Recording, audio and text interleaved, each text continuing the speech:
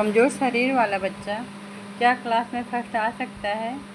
नहीं, क्योंकि शारीरिक विकास ही दिमाग की नींव है।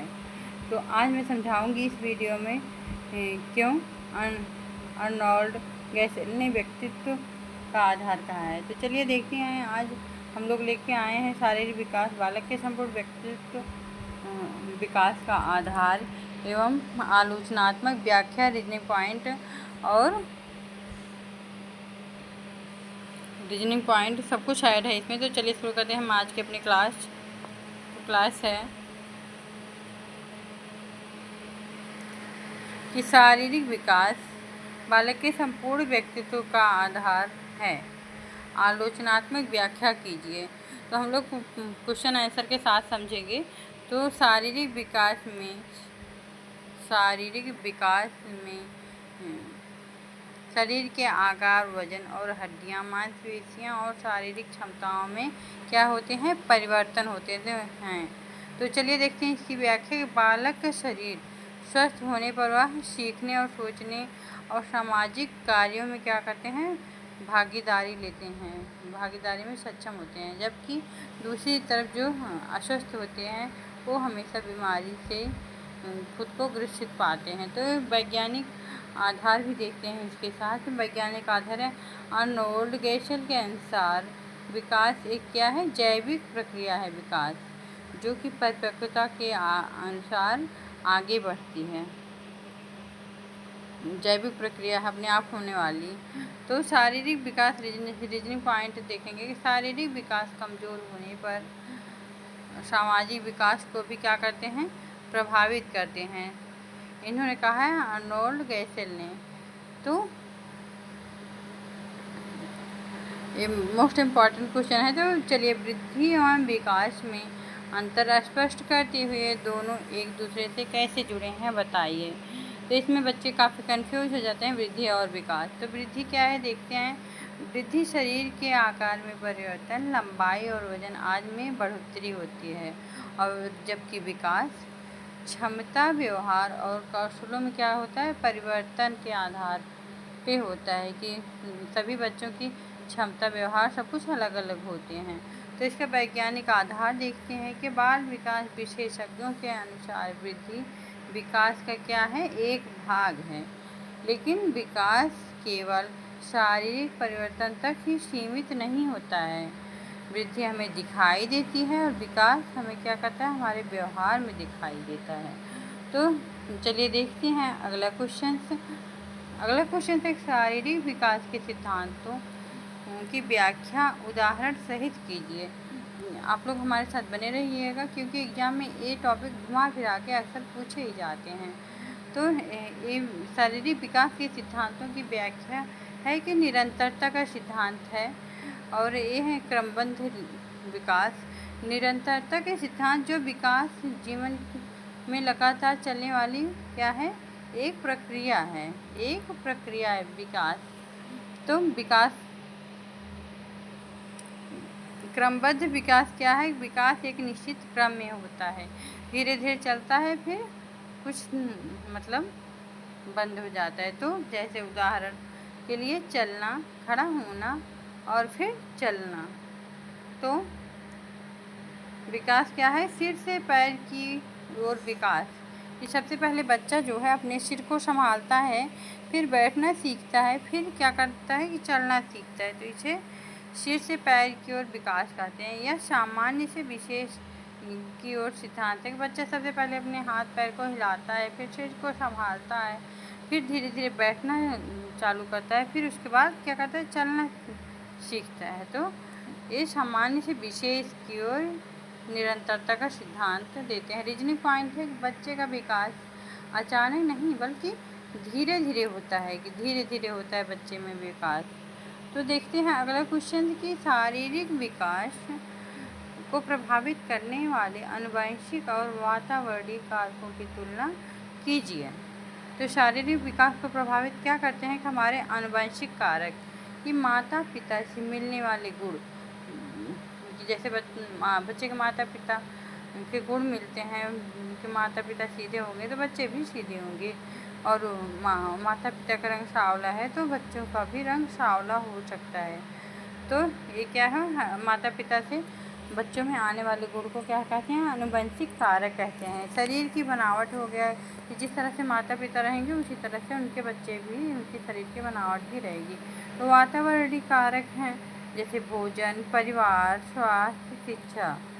तो वातावरण को प्रभावित करते हैं हमारे भोजन, हमारे परिवार जो कि समाज की प्रथम पाठशाला है, और स्वास्थ्य की, हमारा स्वास्थ्य अच्छा रहेगा तो हम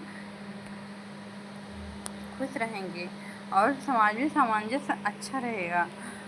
तो इसका वैज्ञानिक आधार देखते हैं कि शिक्षा भी हमारे क्या करती है, हमारे वातावरण को काफ़ी प्रभावित करती है। और अशिक्षा जो है, तो चलिए देखते हैं वैज्ञानिक आधार। चार्ल्स डार्विन ने जैविक विकास के महत्व को क्या बताया है। तो आलोचनात्मक बिंदु है कि चार्ल्स डार्विन ने केवल वंशानुक्रम पर्याप्त नहीं है, अच्छा वातावरण भी है। तो वंशानुक्रम और वातावरण, जैसे खेत में बीज डालते हैं उसके बाद जो है उसकी उपज होती है, भूमि और बीज का इसका एक दूसरे के परस्पर संबंध है। वैज्ञानिकों ने भूमि और बीज की संज्ञा दी है। वंशानुक्रम एवं वातावरण को एक दूसरे के पूरक हैं। तो चलिए देखते हैं अगला क्वेश्चन कि पोषण शारीरिक विकास का महत्वपूर्ण आधार क्यों माना जाता है। क्योंकि पोषण शरीर को ऊर्जा और विकास के लिए आवश्यक होते हैं, और ये हमें आवश्यक पोषक तत्व भी प्रदान करते हैं। इनका प्रभाव होता है कि हड्डियों का विकास, मांसपेशियों की मजबूती और रोग प्रतिरोधक क्षमता को क्या कहते हैं, हमारे पोषण बढ़ाते हैं, रोग प्रतिरोधक क्षमता को, मांसपेशियों को मजबूत करते हैं। तो जिन बच्चों को अच्छा पोषण नहीं मिलता है वे बच्चे क्या होते हैं कि कुपोषण के शिकार हो जाते हैं। कुपोषण में से विकास की गति जो होती है धीमी हो जाती है। बच्चे का विकास, दिमाग का विकास, शरीर का विकास सब कुछ कुपोषण के कारण कम हो जाता है, रुक जाता है। तो अगला क्वेश्चन देखते हैं, शारीरिक विकास में स्वास्थ्य की भूमिका बताए, समझाइए। तो शारीरिक विकास में कि अच्छा स्वास्थ्य जो है, अच्छा स्वास्थ्य मतलब हमारे शरीर को, तन मन को, सबको अच्छे से स्वस्थ रखता है, सम्मान वृद्धि में भी सहायता करता है, और शरीर को क्या करता है, सक्रिय रखता है कि हमेशा खुशहाल रहते हैं, और किसी भी बीमारी को मतलब विकास में बाधा टल सकती है। जबकि जो बच्चे कुपोषण के शिकार रहते हैं उनमें आलस और निष्क्रिय रहते हैं, तो बीमारी विकास में बाधा डाल सकती है। तो चलिए देखते हैं अगला क्वेश्चन, मोटर विकास को शारीरिक विकास का महत्वपूर्ण भाग क्यों माना जाता है। तो मोटर विकास क्या होता है। मोटर विकास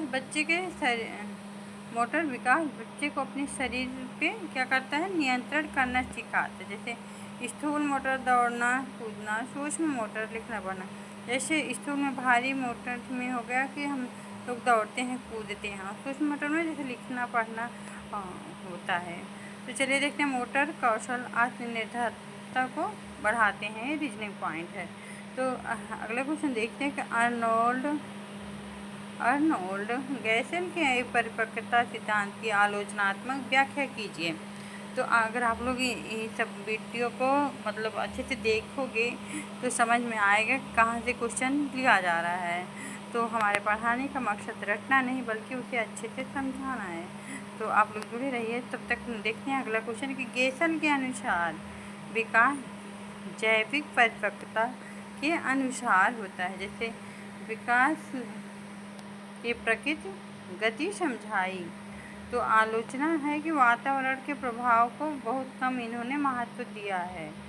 तो अर्नोल्ड गैसल के अनुसार इन्होंने परिपक्वता को मतलब ज़्यादा दिया है, लेकिन जबकि परिपक्वता और वातावरण भूमि और बीज की संज्ञा दी है। तो अगला क्वेश्चन देखते हैं कि जीन पियाजे के अनुसार शारीरिक अनुभव बच्चे के ज्ञान विकास को क्या करते हैं, प्रभावित करते हैं। जीन पियाजे के अनुसार बच्चा क्रिया और अनुभव से सीखता है, जैसे किसी वस्तु को छूना, पकड़ना और प्रयोग करना। तो रीजनिंग पॉइंट है इसका, शारीरिक गतिविधियाँ सोचने की क्षमता को क्या करती है, बढ़ा देती है शारीरिक गतिविधियों को करके सीखने में। तो अगला क्वेश्चन देखते हैं, प्रारंभिक बाल्यावस्था में शारीरिक विकास का महत्व समझाइए। इस अवस्था में मांसपेशियों का विकास चलना, खेलना, शरीर पर नियंत्रण करना और अधिक तेजी से होता है। प्रारंभिक बाल्यावस्था कब से कब तक होती है, आप लोग कमेंट में ज़रूर बताइएगा। तो चलिए देखते हैं अगला क्वेश्चन कि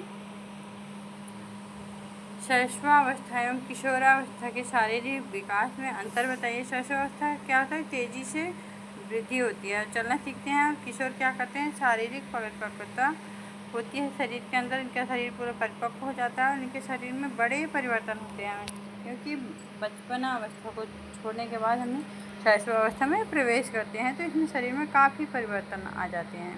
तो अगले क्वेश्चन से देखते हैं कि व्यक्तित्व भिन्नताएं शारीरिक विकास की प्रमुख विशेषता है। तो स्पष्ट कीजिए। हर बच्चे के विकास की गति क्या होती है, अलग अलग होती है। आनुवंशिकता, पोषण, वातावरण, क्योंकि आनुवंशिकता में भी अलग अलग होते हैं, पोषण की दर भी सभी बच्चों में अलग अलग होती है, वातावरण का प्रभाव भी सभी बच्चों में अलग अलग होता है। तो खेल और व्यायाम शारीरिक विकास को कैसे प्रभावित करते हैं, तो खेल और व्यायाम शारीरिक विकास को प्रभावित करते हैं। तो देखते हैं,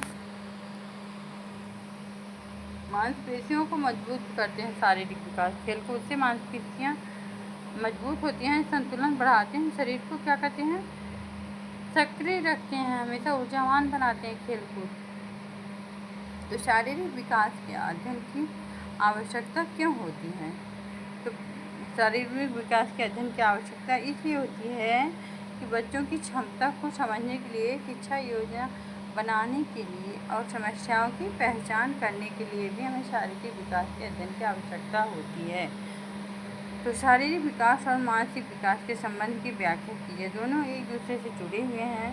स्वस्थ शरीर, अच्छी गतिविधियाँ, बेहतर अनुभव और मानसिक विकास होता है। बालक का विकास सामान्य से विशेष की ओर होता है।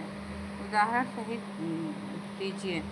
तो बालक क्या करता है, पहले सरल क्रिया करता है, उसके बाद कठिन कौशल सीखता है, जैसे सामान्य से विशेष की ओर। जैसे पहले हाथों को हिलाता डुलाता है, फिर अपने सिर को संभालता है, फिर किसी वस्तु को पकड़ना चाहता है, फिर पकड़ के जैसे लिखना, कलम लेके लिखना सीखता है। तो वातावरण जो होता है, वातावरण शारीरिक विकास को किस प्रकार प्रभावित करता है, तो हमारा वातावरण, अच्छा वातावरण अच्छे प्रभाव डालता है, बुरा वातावरण बुरे। अच्छा भोजन भी हमारे स्वास्थ्य को प्रभावित करता है। देखभाल और व्यायाम भी शरीर को फुर्त बनाता है, विकास को बढ़ाता है। तो अगला क्वेश्चन देखते हैं, शारीरिक विकास में शिक्षक की भूमिका बताइए। तो शिक्षा बच्चों की क्षमता पहचानता है, उचित गतिविधियों करवाता है और स्वास्थ्य संबंधी ध्यान देता है। तो बाल विकास में वैज्ञानिक अध्ययन का महत्व बताइए। तो बाल विकास में यह विधि वैज्ञानिक अध्ययन से होती है, विकास के नियम को पता चलता है और बच्चों की ज़रूरतों को क्या करते हैं, समझा जाता है। तो शारीरिक विकास एक बहुआयामी प्रक्रिया है, इस कथन को स्पष्ट कीजिए। तो शारीरिक विकास न केवल शरीर में बल्कि स्वास्थ्य, कौशल, गति, व्यवहार आदि में भी शामिल होते हैं। अगर हमारा वीडियो आपके लिए थोड़ा सा भी यूजफुल लगा तो लाइक, शेयर, सब्सक्राइब और कमेंट ज़रूर कीजिएगा और बेल आइकन को प्रेस कीजिएगा। तब तक मिलते हैं नेक्स्ट पार्ट पे, तब तक के लिए बाय बाय।